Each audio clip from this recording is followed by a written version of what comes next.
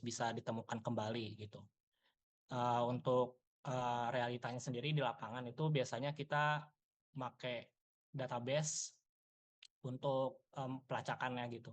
Jadi dokumen-dokumen yang ada kita masukkan ke database dan itu dari situ bisa ditemukan kembali. Bisa juga pakai QR code juga seperti itu. Lalu berperan juga menjaga ketertiban administrasi, kepatuhan standar, dan efisiensi kerja tim. Jadi di sini teman-teman dokumen controller selain bertanggung jawab mengelola dokumen, di sini juga berperan menjaga ketertiban administrasi, kepatuhan standar. Maksudnya apa? Jadi dokumen controller itu biar bisa mengikuti di SOP di proyek. Jadi tetap tertib gitu administrasinya sesuai sama prosedur yang berlaku di proyek itu. Dan juga kerja tim biar bisa efisien karena biar bisa misalnya dokumennya itu sulit buat ditemukan kembali. Itu kan jadi kurang efisien ya bagi tim dan semuanya. Jadi dari sana bisa lebih efisien kalau misalnya dokumen controller tuh bisa membuat sistem arsip yang bisa ditemukan kembali gitu. Jadi biar lebih efisien juga. Nah, dokumen controller sendiri itu biasanya terlibat pada sektor proyek konstruksi, migas, manufaktur, dan lain-lain. Bisa juga di perusahaan swasta. Itu istilah dokumen controller yang sering digunakan untuk profesi ini. Gitu. Lanjut, apa aja nih yang dikerjakan dokumen controller? Pertama itu menerima, meninjau, dan mendistribusikan dokumen proyek. Jadi dokumen controller itu bertugas sebagai keluar masuknya dokumen gitu. Keluar masuknya dokumen, lalu meninjaunya itu apa? Meninjaunya itu kita lihat apakah dokumen tersebut udah sesuai format penulisannya atau penomoran dokumen itu udah sesuai gitu. Dan juga mendistribusikan. Jadi tugas kita selain sebagai jalan keluar masuk dokumen, setelah ditinjau juga kita juga harus mendistribusikan dokumen tersebut bisa ke klien, bisa ke kontraktor, dan bisa ke manajemen. Lalu tugas kita berikutnya itu membuat sistem penomoran dan log dokumen. Sistem penomoran dokumen ini kita buat nomor unik di dokumen tersebut. Jadi dokumen itu bisa punya ciri khas dan bisa lebih mudah untuk ditemukan kembali. Log dokumen biasanya log dokumen atau database di lapangan. Jadi biar bisa kita tahu tracking dokumen lah istilahnya. Jadi teman-teman bisa tahu dokumen itu kapan dibuat, kapan diubah, siapa yang buat gitu. Jadi harus selalu diupdate melalui log dokumen tersebut atau database yang digunakan. Lalu lanjut lagi mengelola arsip fisik dan elektronik atau digital agar mudah dicari. Ya, jadi di dokumen control sendiri itu dokumen-dokumen proyek itu menghasilkan arsip elektronik secara berbarengan. Jadi itu dipastikan harus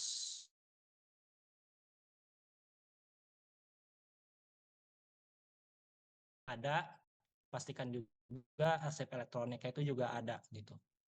Seperti itu. Atas proyek itu sendiri itu dokumennya itu ada yang revisi, ada kita harus mastiin status tersebut kepada tim atau atasan. Jadi update dokumen itu apakah dokumen itu udah masuk revisi berapa atau sudah disetujui dan udah jadi final itu dokumennya. Jadi semua tim dan atasan juga bisa tahu status dokumen tersebut. Lalu setelah itu selesai semua, setelah sampai final, kita melakukan pengelolaan arsip proyek yang sudah selesai. Jadi arsip-arsip yang sudah selesai proyeknya, itu kita seleksi, terus kita arsipnya sesuai jadwal retensi gitu.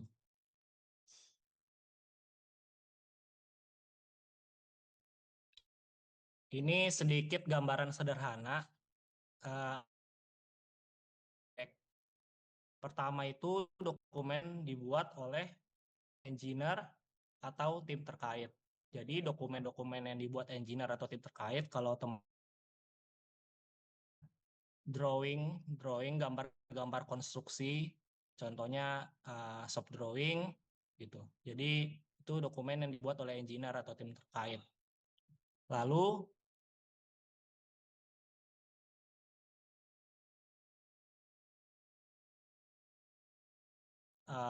dari format penomorannya kah atau revisi-revisinya gitu. Nomor yang tadi saya bilang itu ada nomor unik. Jadi itu dokumennya disimpan dan juga kalau misalnya dikirim kontraktor atau manajemen biasanya dikirim. Nah, itu fungsinya log tadi sekarang dikirim kemana gitu, seperti itu. Lalu udah disimpan. Nah, nanti kalau misalnya dokumennya itu udah final atau udah itu sistemnya biasanya kita metadata yang ada di dokumen tersebut karena itu udah final agar bisa nanti di kemudian hari ditemukan kembali atau dilacak kalau misalnya dibutuhkan. Lalu arsip-arsip yang udah center atau unit kearsipannya seperti itu.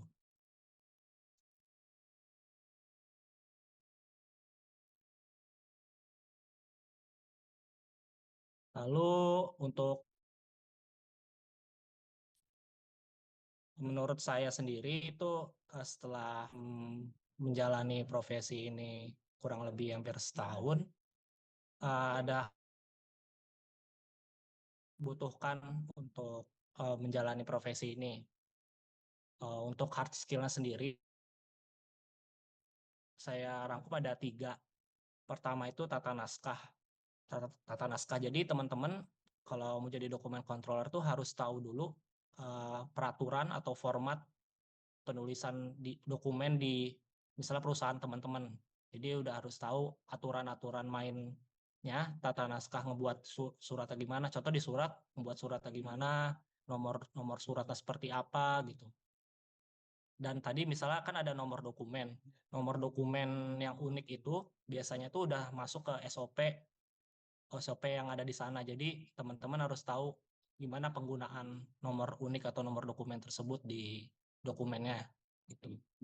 Lalu sistem filling penataan pengelolaan arsip itu juga termasuk hard skill yang teman-teman butuhkan.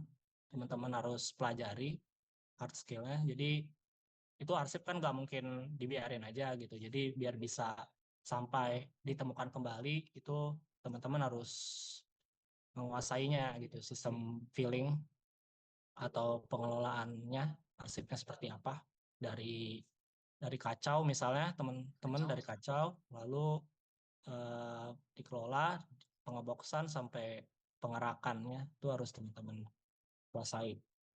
Lalu juga klasifikasi arsip itu juga penting dalam sistem filling ini. Jadi biasanya itu sudah ada klasifikasi arsipnya, jadi teman-teman harus paham terkait hal itu. Lalu juga yang ketiga penguasaan software dokumen. Jadi di proyek biasanya itu ada software-software yang digunakan untuk biasanya update dokumen revisi atau approval atau penyimpanannya. Contohnya biasanya tuh pakai Microsoft SharePoint untuk penyimpanan dan kalau misalnya buat masukin metadata itu pakai Excel. Jadi teman-teman minimal banget harus familiar lah dengan software-software itu. Jadi bisa dirangkum hard skill itu menurut saya ada 3. Pertama tata naskah, jadi teman-teman harus tahu format dokumen atau penomoran atau suratnya itu nomornya seperti apa. Lalu sistem filling, lalu penguasaan software dokumen. Lalu ada beberapa soft skill yang teman-teman harus bisa. Pertama itu ada ketelitian dalam mengolah data, karena ini berhubungan dengan data ya teman-teman, dokumen-dokumennya itu. Jadi jangan sampai misalnya kan di dokumen proyek itu biasanya misal gambar contohnya. Gambar ini ada beberapa revisi, ada revisi 1, ada revisi 2, ada revisi 3. Nah, itu teman-teman jangan sampai ketukar gitu antar revisinya. Misalnya dibutuhkan tuh revisi 3 malah yang teman-teman kasih itu revisi 2. Itu jangan sampai kejadian gitu karena harus update yang paling baru. Lalu juga kedisiplinan ini harus misalnya ini ujungnya ke konsistensi ya. Jadi kedisiplinan dengan mengelola dengan selalu rapi, disiplin, itu nanti ujungnya kan biar bisa mudah aksesnya arsip tersebut. Lalu komunikasi lintas divisi ini penting banget teman-teman. Jadi dalam realitanya di lapangan itu teman-teman nggak kerja di divisi teman-teman doang.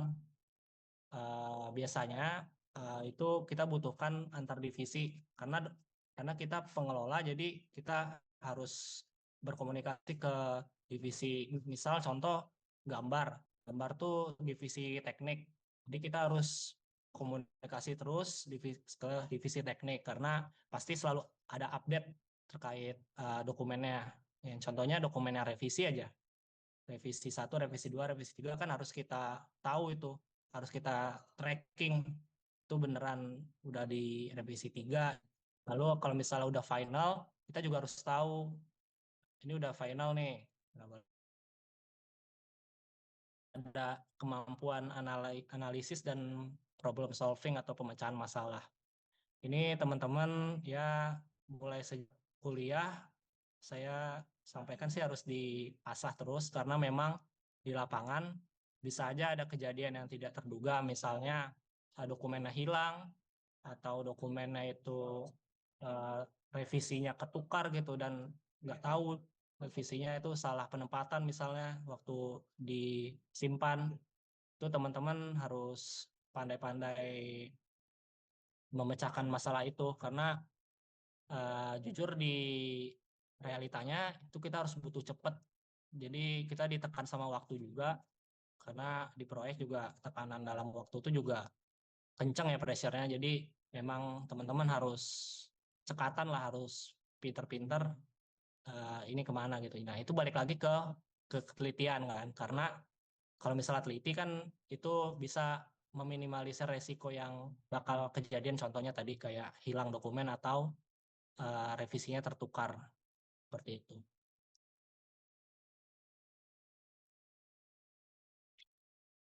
Lanjut ke hubungannya dengan dunia kearsipan. Jadi sebenarnya menurut saya pribadi eh, nggak jauh ininya apa tuh hubungan dengan dunia kearsipan karena memang dekat hubungannya itu, karena memang kita sama-sama ngolah arsip juga jatuhnya. Pertama itu menurut saya prinsip kearsipan autentik, utuh, dan terpercaya itu tetap menjadi dasar pekerjaan dokumen controller. Autentik berarti arsipnya itu benar-benar asli dari pencipta arsipnya. Itu contohnya di dokumen controller, makanya tadi ada log dokumen atau database yang bisa melacak itu arsipnya, pencipta arsipnya itu siapa gitu. Autentik. Utuh itu arsip itu benar-benar real, asli dari awal seperti itu, nggak ada ubah-ubah. Itu tetap harus menjadi dasar pekerjaan kami gitu.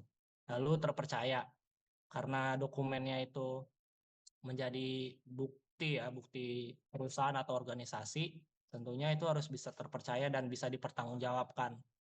Nah, mungkin ada satu lagi prinsip kearsipan, nah ini salah satunya, memastikan dokumen mudah ditemukan kembali.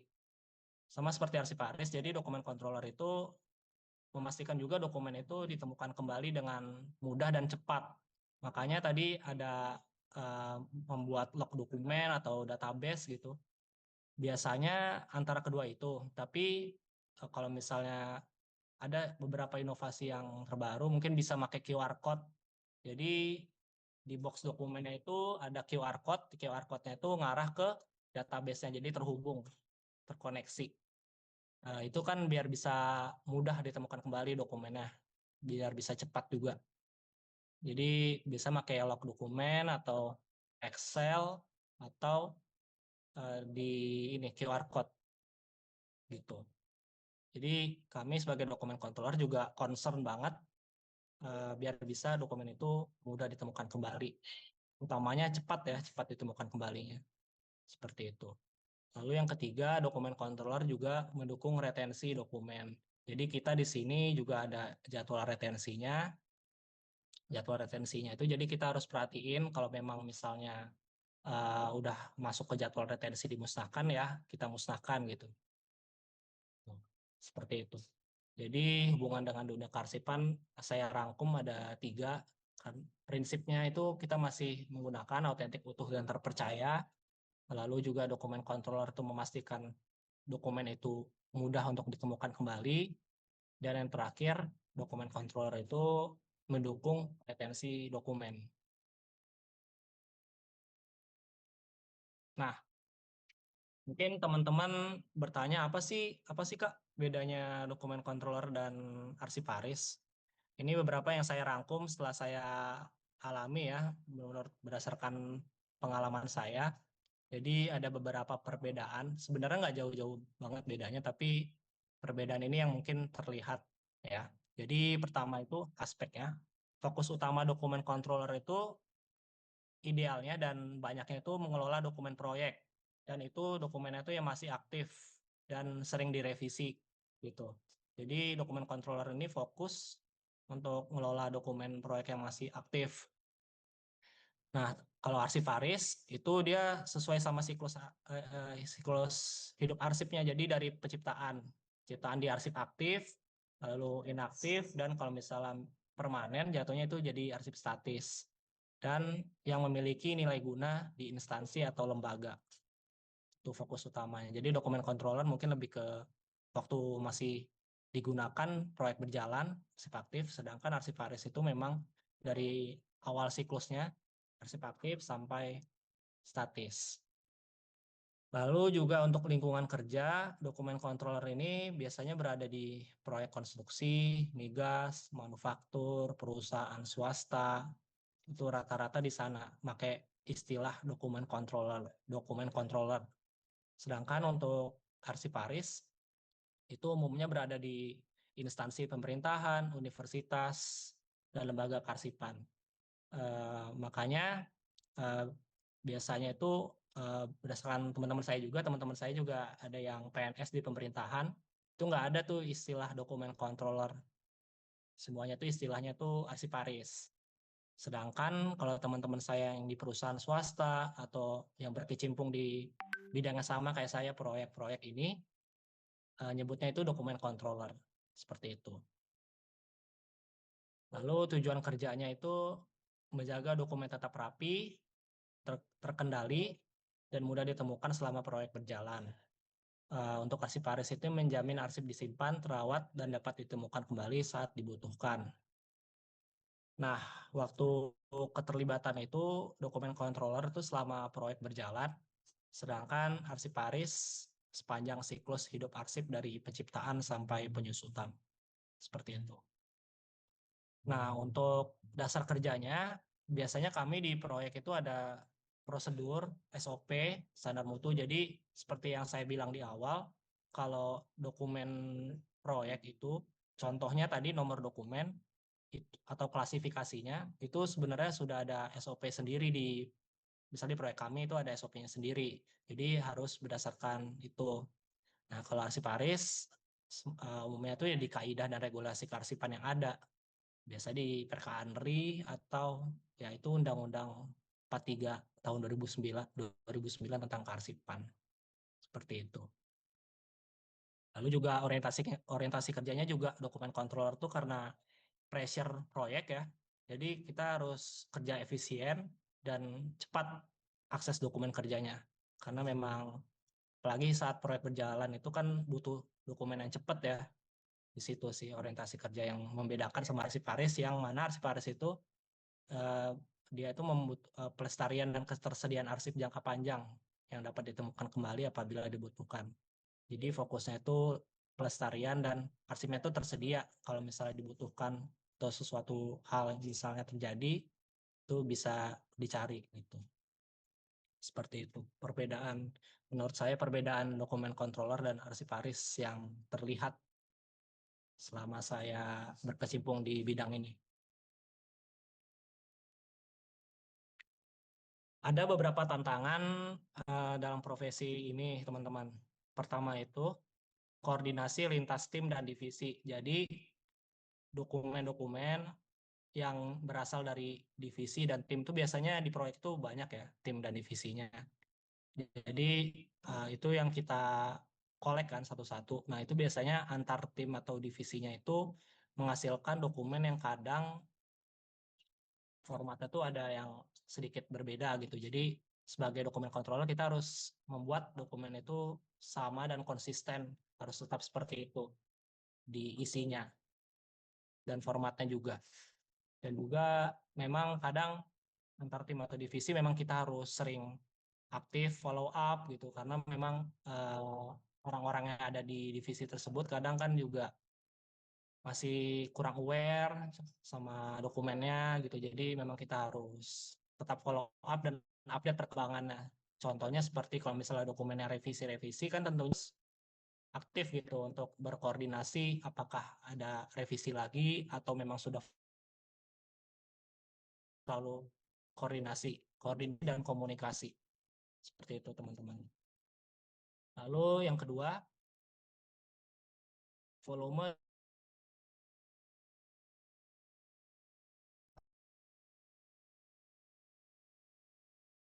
karena dokumennya pasti akan selalu besar dan terus bertambah. Dan makanya itu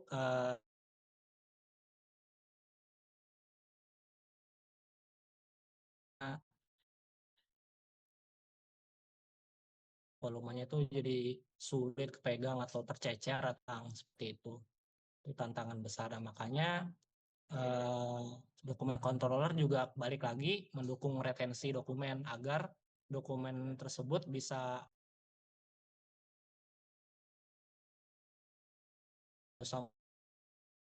menambah-nambah volume aja gitu ya, sebenarnya nggak diperlukan seperti itu. Yang ketiga, nah ini resiko kehilangan data atau versi tidak terkendali. Ini besar kemungkinan bagi teman-teman karena memang datanya juga banyak, dokumennya banyak, apalagi proyek itu lagi berlangsung,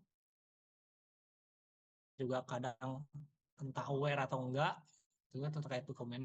Ini resiko kehilangan data atau versi yang tidak terkendali ini bisa saja terjadi. Nah, biasanya itu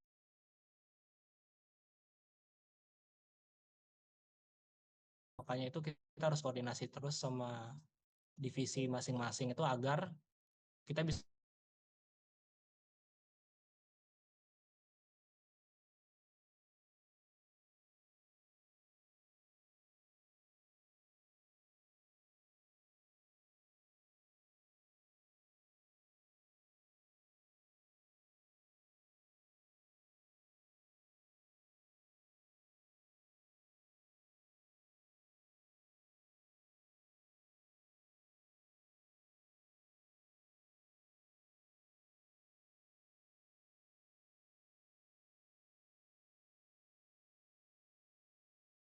Recording in waktu dalam progress. proyek. Karena proyek itu juga dikejar-kejar waktu dan juga dokumen tuh kadang tiba-tiba aja bisa diminta cepat gitu. Jadi kita harus tahu dokumennya itu ada di mana dan bisa harus kita tracking. Makanya penting banget adanya log dokumen atau database yang bisa nge-tracking itu dokumen berada di mana dan statusnya seperti apa. Seperti itu. Lalu peluang dan tren karir dokumen controller itu menurut saya ada beberapa. Pertama ini kebutuhan makin tinggi di berbagai industri. Jadi teman-teman khususnya buat yang proyek ini semakin banyak proyek yang sebenarnya membutuhkan banget nih dokumen controller yang bisa merapikan dokumen-dokumen atau arsip-arsipnya teman-teman. Jadi karena proyek juga semakin banyak nih sekarang di berbagai industri ya, nggak hanya konstruksi, ada di manufaktur dan lain-lain, itu juga membutuhkan banget yang namanya peran dokumen controller agar dokumennya itu bisa rapi dan terlacak dan bisa ditemukan kembali. Seperti itu. Lalu yang kedua, perusahaan juga mulai beralih ke sistem digital, jadi teman-teman juga harus mulai open, mulai aware sama teknologi yang ada di sini. Jadi sistem digital tuh diperlukan teman-teman kayak tadi yang saya bilang. Contohnya buat penyimpanan dokumen elektroniknya itu biasanya di Microsoft SharePoint contohnya. Lalu juga buat metadata, masukin metadata itu di Excel. Excel dipelajari teman-teman. Terus sebenarnya ada sistemnya juga. Kadang perusahaan kalau misalnya sudah ideal gitu, itu ada sistem sendiri. Jadi masukin metadatanya itu di sistem mereka sendiri itu ada. Jadi teman-teman mulai melek teknologi dan mumpung masih ada waktu pelajari semuanya seperti itu. Lalu kesempatan berkembang ke posisi yang lebih tinggi. Jadi dokumen controller ini bisa banget buat berkembang lagi ke posisi yang lebih tinggi, bisa jadi dokumen controller leadernya atau bisa ke records management. Bisa di perusahaan tuh ada yang ngurus benar-benar semuanya records manajemennya. Jadi bisa ke sana. Bisa jadi senior juga dokumen controller gitu. Yang dari awal officer bisa naik ke senior dokumen controller atau yang ngelitnya juga bisa nanti jadi records management yang di perusahaan, jadi ngelola semuanya seperti itu. Lalu skill dokumen controller ini dibutuhkan di lintas bidang. Jadi nggak hanya bidang konstruksi teman-teman, di bidang proyek-proyek lain itu juga dibutuhkan skill dokumen controller ini seperti itu.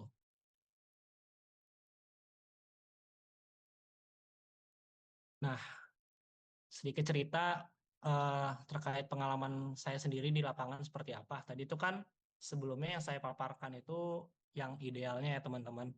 Yang benar-benar ideal di lapangan seharusnya seperti itu tuh dokumen controller. Nah, sedangkan pengalaman saya sendiri di lapangan, pertama, realita di lapangan itu kadang berbeda dengan teori. Nah, teori yang saya paparkan tadi sebelumnya ini, yang saya baru paparkan itu, sejujurnya banyak yang berbeda dengan yang ada di lapangan. Jadi kita harus ya lebih banyak improve dan juga di perusahaan kadang dokumen controller itu nggak semuanya ideal. Ada beberapa yang masih belum ideal dan jauh dari kata ya udah optimal lah. Banyak yang belum, bahkan banyak yang masih belum ada dokumen controller. Nah, saya sendiri termasuk salah satu angkatan pertama. Jadi saya pertama banget yang jadi dokumen controller di perusahaan saya sekarang. Jadi banyak hal yang harus dibenahi sebagai angkatan pertama dan juga yang pertama kali memegang dokumen proyeknya. Seperti itu teman-teman. Jadi idealnya yang tadi saya jelaskan sebelumnya itu ideal, tapi memang kenyataan di lapangan juga bertolak belakang dengan teori seperti itu. Lalu kedua, fokus awal lebih ke pembenahan arsip proyek lama. Nah, karena saya juga dokumen controller yang pertama juga, jadi saya juga harus fokus ke pembenahan arsip proyek yang sebenarnya sudah lama banget, udah selesai gitu. Karena memang dulu belum ada dokumen controller kan. Jadi balik lagi, kita harus ngebenahi lagi, harus seleksi lagi, lalu input, lalu sampai pelabelan, pengeboxan, pengerakan. Itu harus dimulai dari nol, teman-teman. Karena memang pertama kali juga kan. Jadi kita harusnya kan sebelumnya yang saya paparkan kan idealnya pas proyek berjalan tuh ada kan dokumen kontrol. Tapi karena memang belum ideal, jadi kita fokus dulu ke pembenahan arsip proyek yang paling awal dulu. Kita harus selamatkan yang itu. Ada dokumen-dokumen yang penting gitu, biar nggak tercecer. Jadi fokus awalnya lebih ke pembenahan arsip proyek lama yang jatuhnya itu arsipnya itu kacau, teman-teman. Jadi harus kita rekonstruksi ulang lagi. Seperti itu. Lalu, nah ini proses seleksi, pelabelan, dan pembinaan arsip ke record center jadi prioritas utama. Jadi balik